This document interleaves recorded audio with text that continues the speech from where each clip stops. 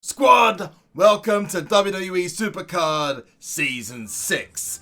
It is here. I had the chance, thanks to 2K and Cat Daddy, to play it through on my own terms. Had free reign over it, and I cannot wait to show you the ins and outs. Now you finally got a preview of the cards and the tiers, and we're going to be looking at all the cards all the way from Nightmare to Primal to Vanguard, and in several other videos, which I'm going to link in a little playlist up here, there is going to be everything you need to know about Season 6. But let's not waste any more time. We need to get through the introduction to Season 6. So I'm going to ask you all if you are hyped for what you've seen in the video and you breathe oxygen. Ladies and gentlemen, hit that like button, especially if you want to see more videos on Season 6, more previews, so you get all the information and the best information right here. Subscribe to the channel if you want to see more of this kind of thing, plus pack openings, you got those coming as well, and turn your notifications on. So you're probably thinking, what's Nightmare, what's Primal, and what's Vanguard? Well, you are going to see the card designs, the stats, everything. Vanguard is my favorite, but there are certain images and certain superstars in all of these, including new ones and returning ones, that look freaking amazing. In this, we're going to literally provide some kind of introduction, an explanation of what's good, bad, and ugly, as well as everything you need to know about things like the Performance Center, which is a brand new feature to the game, among many other things. But first of all, I got myself my Season 6 loyalty reward. Now, this is pretty much exactly the same as what you've experienced previously. Season 5 card back in there, we got ourselves the loyalty bonus, which gave us access to a support and some additional credits as well. This is all dependent upon when you first played the game, so whether it's Season 1, Season 2, Season 3, or Season 4. And it gave me Season 2 for some reason, which I don't know about, but maybe it was a little bit of a glitch on their part. Hopefully it gives me Season 1.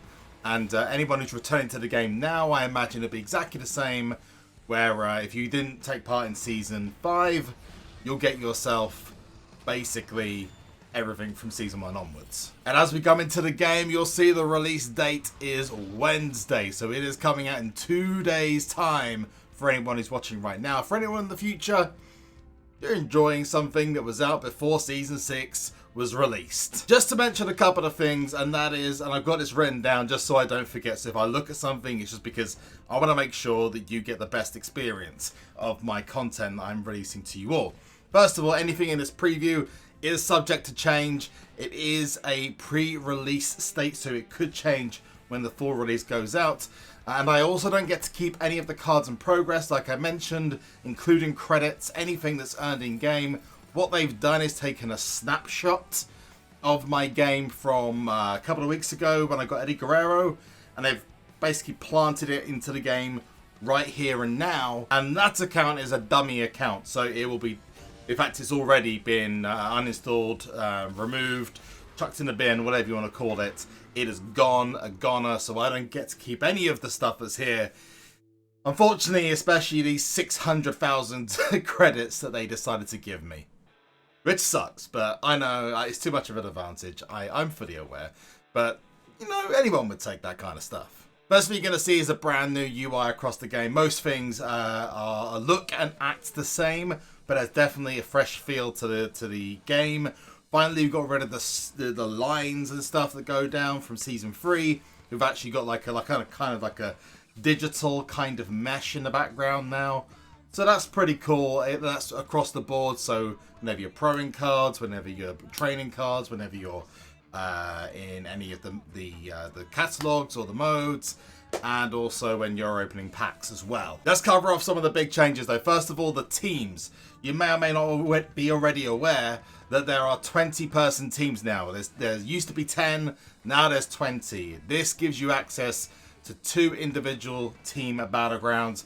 There are no changes to current team events, but apparently there is, I think they've already said that another one is going to be coming at the end of the year, which is going to be more favoring the 20-person teams. Whether they then change the Team Ring Domination or Team Road to Glory. There's also new team boosts, which if you are a credit hoarder, you can spend to get your team faster progress, maybe a little bit of assistance to some of the people who aren't spending any credits. It's just like an additional little help thing if you want to, and it's available in Team Road to Glory, Team Battleground, and also for Team Ring Domination as well. On top of that, a long requested feature in your profile, although you don't see it on mine and we can't see it. Every single person, if you go onto their profile, will have a team record which will show how much they average contribute to things like Team Ring Domination, Team Road to Glory. I don't think TBG is included in that, but it'll give average shards, average points. So if you are looking for new players and you're potentially going to invite someone, you might want to avoid getting someone who's played like 10 events and averaged like 1 shard per event in the Team Ring Domination. So that's a really good thing, that's something that people have been requesting for ages, and it's finally here. There's also now a little indicator where if you go to the teams, you can see who is online. So if you see that little green dot in the left-hand side of your name in the teams, you'll see that you are online, and if it's a red dot or it's empty, it means that you are offline. So it might be, for example, if you're playing the team event or you're in Team Battleground, you're charging, it means team leaders can see if you are actively playing or not. So if you aren't, you might get the heave-ho. Plus, if you go into the team and the overall stats, you can check out the average for every single person in the team and the MVPs in certain modes, which is pretty cool. We now have the new user face for Team Battleground because now you can have 2 Team Battlegrounds.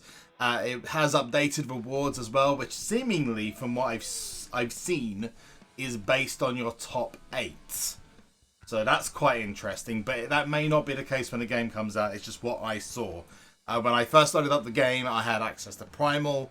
When I leveled up to Vanguard Plus, using some overpowered crazy cards, I got access to the Vanguard cards. And the prices change as well, but that may just be for this, so I'm not going to go into that in too much detail. So how does Team Battleground work now? Well, you set up a game as a general or an owner, and instead of just starting a Team Battleground, you have to have 8 to 10 people sign up to go into that Team Battleground. So there's little slots. I like to think of it like as an Xbox Live or a PlayStation party. So the owner of generals that starts the party or decides they want to play a game, you opt to join in, and then once you're all in, you can press go and it starts. Nice and simple. The second Team Battleground can be started at any time, but obviously if you're already in a Team Battleground with the team, then you're not going to be able to enter into a second one.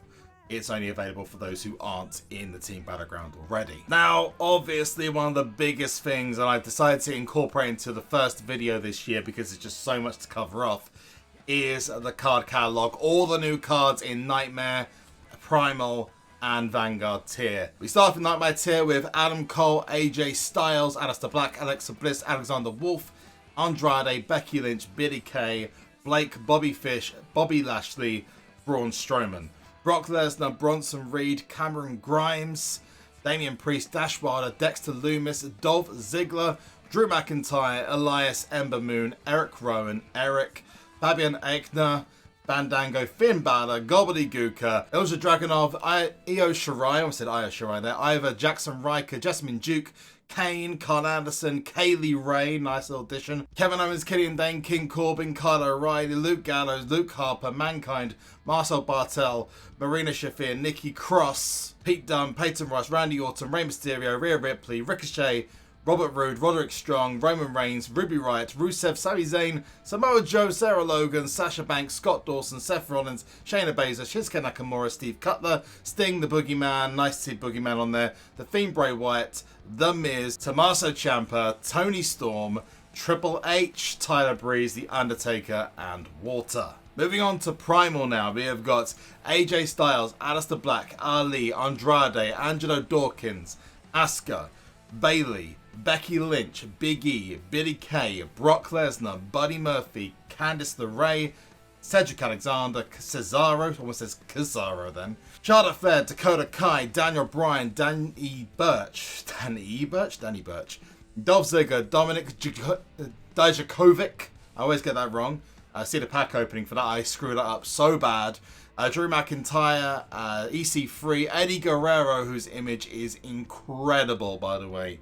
Elias, Ember Moon, Eric Rowan, Eric, Bandango, Finn Balor, Grand Metalik, Ivar, Jey Uso, Jimmy Uso, Joe Coffey, John Cena, Johnny Gargano, Kairi Sane, Kalisto, Cassius Ono, Kofi Kingston, Lacey Evans, Ligero, Lince Dorado, Leo Rush, Luke Harper, Mark Coffey, Maya Yim, Montez Ford, Naomi, Natalia, Oni Lorcan, Otis, Peyton Royce, Randy Orton, Rey Mysterio, Ricochet, Robert Roode, Roman Reigns, Rusev, Sami Zayn, Samoa Joe, Sasha Banks, Seth Rollins, Shinsuke Nakamura, Shorty G, Sting, The Miz, Tommaso Ciampa, Tony Nese, Tucker, Tyler Breeze, Velveteen Dream, Wolfgang, and Xavier Woods.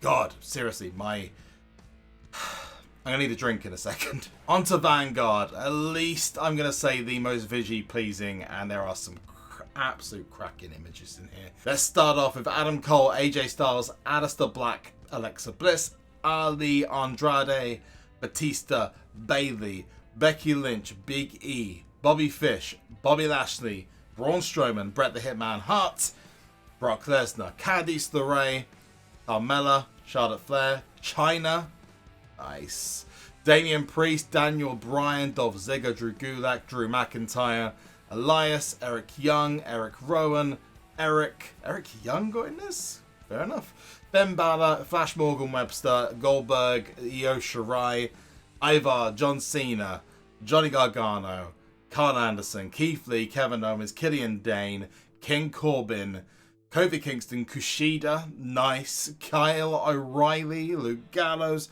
Mark Andrews, Matt Riddle, Nikki Cross, Pete Dunne, Randy Orton, Rey Mysterio, Rhea Ripley, Ricochet, Robert Roode, Roderick Strong, Roman Reigns, Ronda Rousey, Samoa Joe, Sasha Banks, Seth Rollins, Shayna Baszler, Shinsuke Nakamura, Shorty G, Sting, Stone Cold Steve Austin, Tainara?